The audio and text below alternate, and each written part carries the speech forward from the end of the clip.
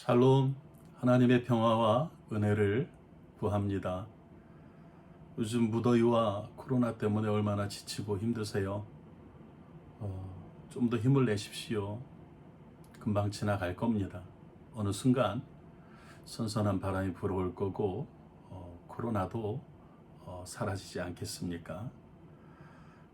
바라기는 우리 성도님들의 삶 속에, 가정 속에 하나님의 도우심과 은혜가 가득하시기를 빕니다.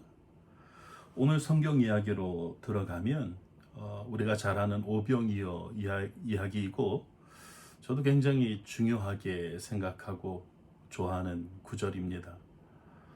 오병이어 장면은 네 복음서 모두 기록된 이렇게 흔치 않은 그런 사건이지요.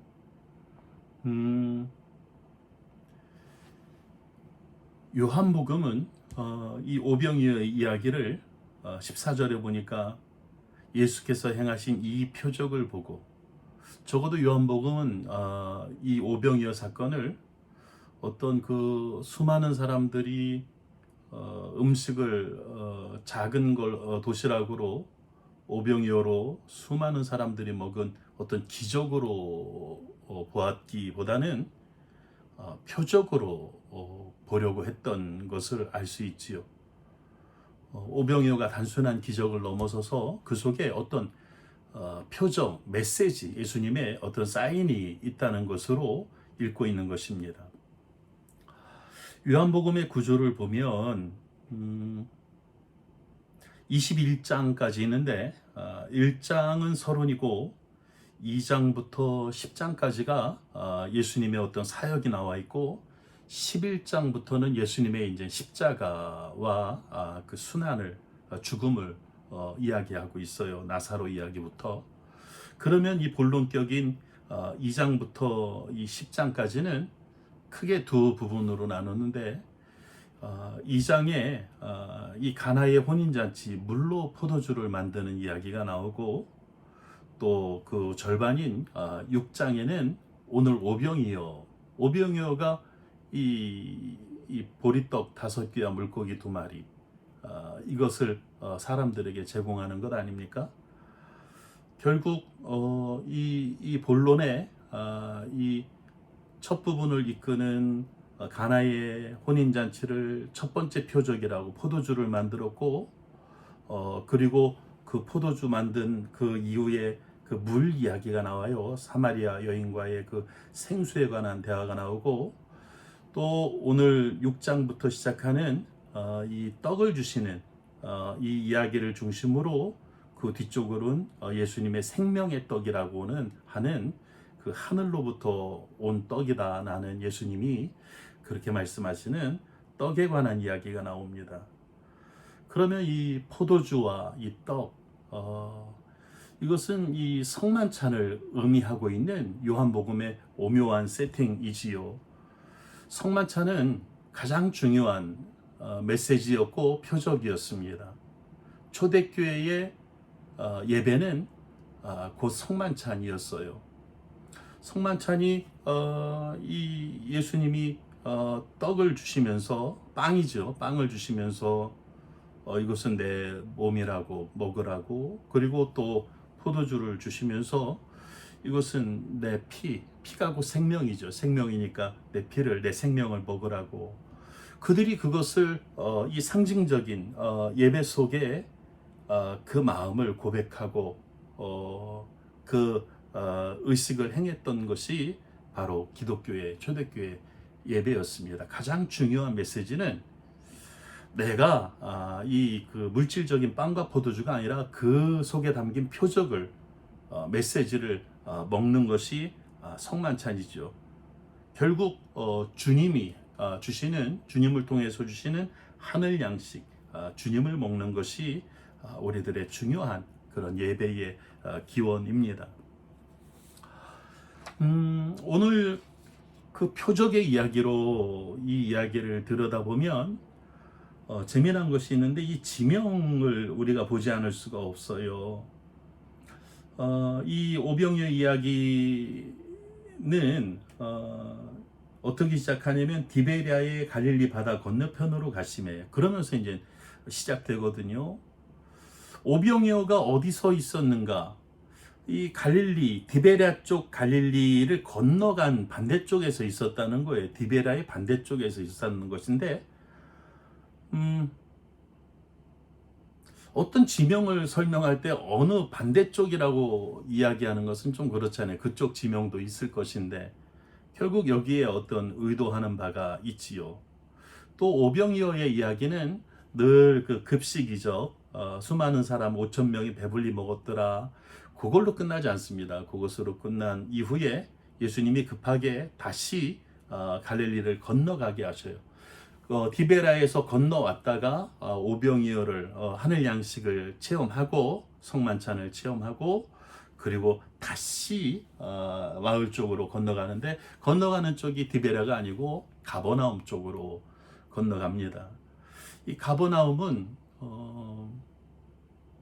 회당이 있는 교회라고 말할 수 있죠. 회당이 있는 그런 지역이고 이 가버나움 쪽은 예수님의 제자들을 만난 벳세다와 가까이 있고 또 가버나움에는 이 중요한 시몬의 집이 있어요.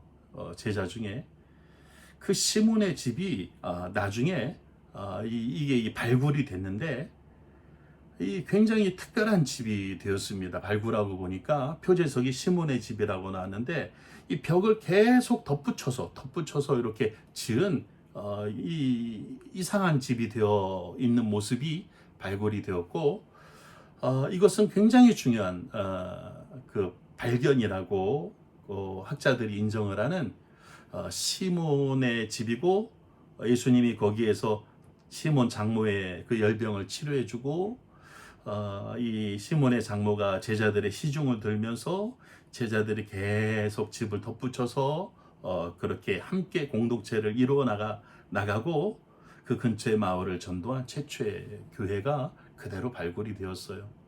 저는 그래서 성지순례에 가면 예루살렘보다도 이 가버나움의 이 시몬의 집, 예수님이 함께 제자들과 더부살이하면서 요 사역했던 그 자리가 제일 좋아요. 놀라운 그런 현장감이 있지요.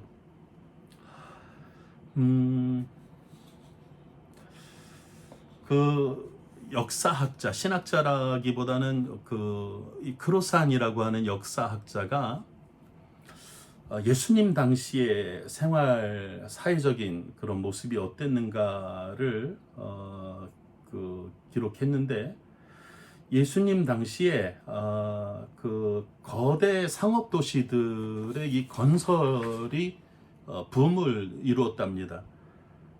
이 도시화가 이루어지고 있었던 거예요. 그래서 이 갈릴리의 헤롯의 아들 헤롯이지요, 안티파스. 그 아버지 헤롯 때부터 가이사랴, 이 가이사랴라는 큰 지중해 연안에 상업 도시를 만들어서 성공을 했고, 가이사랴가 그 시저의 이름이지요. 그래서 그 아버지 헤롯이 유대인의 왕이라고 하는 그런 그 칭호를 시저한테 받아요. 또 그를 본받아서 만든 게 그 위쪽에 헐몬산 아래쪽에 가이사랴 빌립보라는 또 큰 도시를 만들고 또 그 헤롯의 아들 안티파스가 갈릴리 연안에 만든 이 도시가 이 디베랴, 이제 그 황제의 이름이 티베리우스이지요. 그래서 그 황제의 이름으로 티베리아를 그렇게 만들고 이 상업 도시가 이렇게 개발이 된다는 것은 도시화를 의미하고 우리나라 70년대를 생각하면 될 겁니다. 수많은 사람들이 서울과 큰 대도시로 이렇게 몰리게 되고 도시 노동자가 되고 도시 빈민들이 엄청나게 모여들지요. 이 돈이 도시에 모여드니까 수많은 사람들이 모여들지만 그 신흥 도시 부자들이 생겨나고 상업 귀족들이 생겨납니다만 부는 그들에게 집중되지요.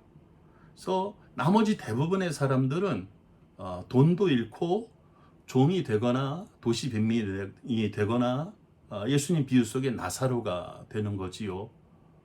그래도 농촌에 있었을 때는 소작이라도 자기 농사를 짓고 근근히 먹고는 살 수 있었어요. 그런데 도시로 올라와서는 이 모든 것이 이 그 알거지가 된 사람들이 많았던 거지요. 생산 수단을 잃어버리고 이 결국 사회적인 양극화 현상이 일어났다.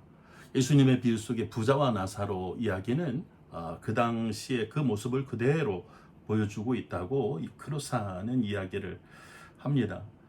결국 예수님 당시에 이 도시화가 유행하고 있었고 그 대표적인 도시가 갈릴리 지역의 디베랴입니다. 황제의 아부하는 이름이고 거기에는 이 강자의 논리가 있어요.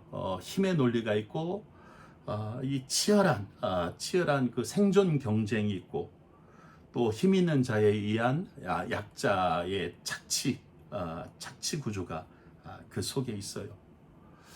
결국 그 오병이어가 하늘 양식을 먹는 그런 그 하나님이 예수님을 통한 그 잔치마당이었다면 그 오병이어는 디베랴 건너편에서 이루어진 것이다 하는 게 요한복음의 의미 있는 그런 기록이지요. 결국 그래서 이 디베리아 건너편에서 그런 천국 잔치가 열립니다. 왜 디베리아 건너편이라면 그 예수님이 그 시험 삼아 제자들에게 물어 이 많은 사람들을 어떻게 먹일까 물어요. 그때 그 빌립이라는 제자가 디베리아의 논리로 이렇게 얘기를 합니다. 그 200데나리온 어떤 합리적인 계산 이 수치를 얘기하지요. 200데나리온 가지고도 부족하니까 먹을 수 있는 사람 먹고 못 먹는 사람 못 먹고 그러니까 우리가 어떻게 할 수가 없다 그런 이야기를 했을 때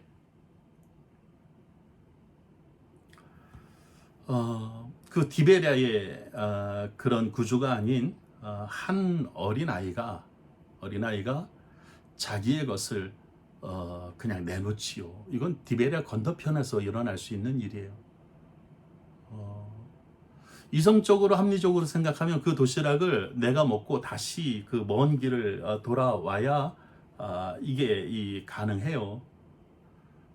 그런데 그걸 자기 것으로 취하지 않고 그것을 어린아이가 내놓지요. 이게 디베랴 바다 건너편에서 일어나는 일이죠. 아무튼 그러므로 놀라운 일들이 벌어지고 그래서 수많은 사람들이 이 은혜를 체험하게 됩니다. 하늘 양식을 먹게 됩니다. 그 은혜를 체험한 제자들이 이제는 다시 이 건너편으로 돌아오는데 어디로 돌아오는가? 디베랴로 오지 않아요. 가버나움으로 온다는 거지요. 그 오는 기록의 이 첫 번째가 또 멋있어요. 16절에 저물다. 날이 저물다는 이야기는 유대인들에게는 하루의 날짜가 해가 떨어질 때 새날이 시작되는 거예요. 그래서 6월절 식사도 아침이 아니라 저녁 식사를 하는 거죠. 6월절이 되면 해가 떨어지면 그 저녁을 먹는 게 6월절 식사인데 날이 저물어 간다는 것은 새로운 날이 열리는 것입니다. 지금 날이 저물어 가서 새로운 날을 열어가기 위해서 다시 바다를 건너가는 힘차게 노져가는 제자들의 배이지요. 공동체이지요. 그 공동체는 어디로 가는가? 디베랴가 아닌 가버나움으로 갑니다. 말씀드렸듯이 가버나움은 그 시몬의 집 발굴된 집이 계속 덧붙여져요. 이건 뭐 내 집이라고 말할 수도 없어요. 함께 사는 어떤 공동체를 이루고 있습니다. 거기서 함께 밥을 먹어요. 함께 생활을 하고 그러면서 함께 사역을 하는 니것 내 것이 없는 그런 묘한 그런 살림을 살아가게 되지요. 그런데 이 가버나움으로 향하는 배가 이게 초대교회의 어떤 상징적인 모습 아닙니까? 이 큰 풍랑을 만나요. 어려움을 겪지요.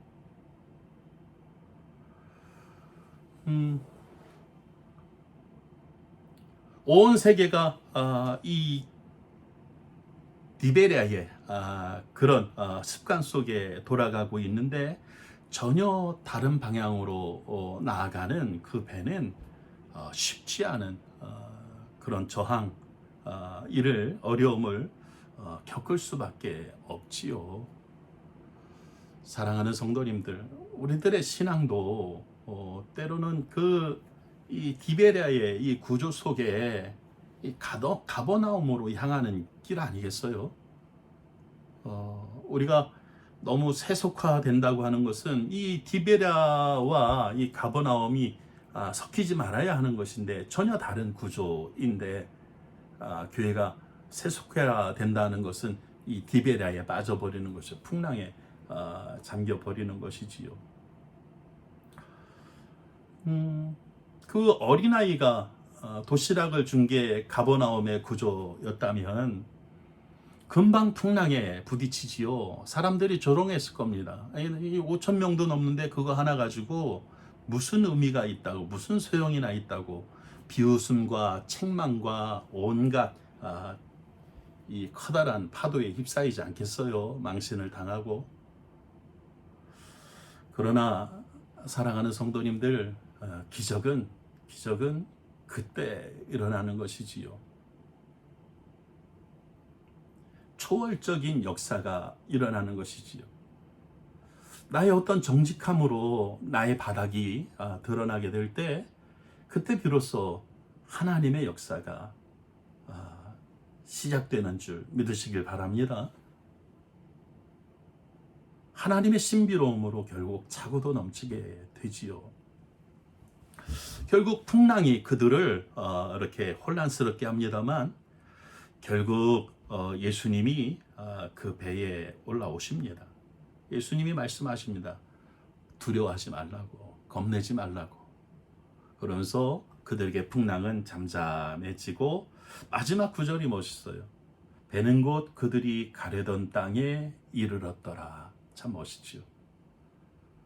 그들이 가려던 땅, 그들이 추구하는 그런 하나님 나라 공동체, 이 가버나움을 향해서 풍랑을 뚫고 가더라. 이게 이 오병이어의 그런 멋진 모습이지요. 사랑하는 성도님들, 오늘 이 오병이어의 이야기가 단순히 그냥 급식 이야기, 작은 도시락으로 많은 사람들이 풍성히 먹는 그런 급식 이야기를 넘어서 주님의 어떤 그 사인과 메시지가 담겨 있는 그런 이야기로 보게 될 때 우리들의 삶 속에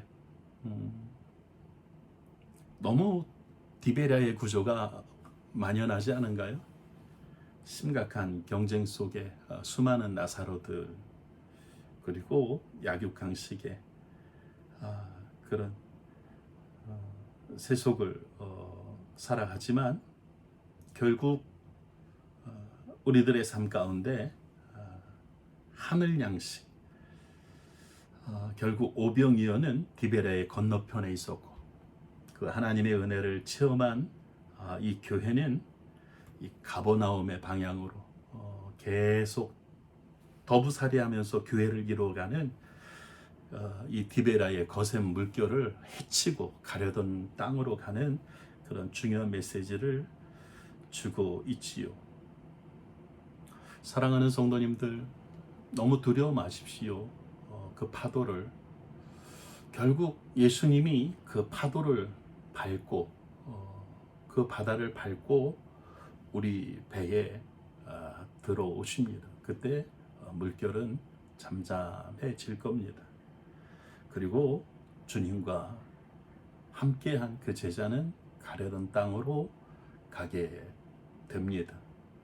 성도님들의 삶 가운데 주님과 아름다운 그런 축복의 땅으로 나아가게 되시기를 주님의 이름으로 축원합니다.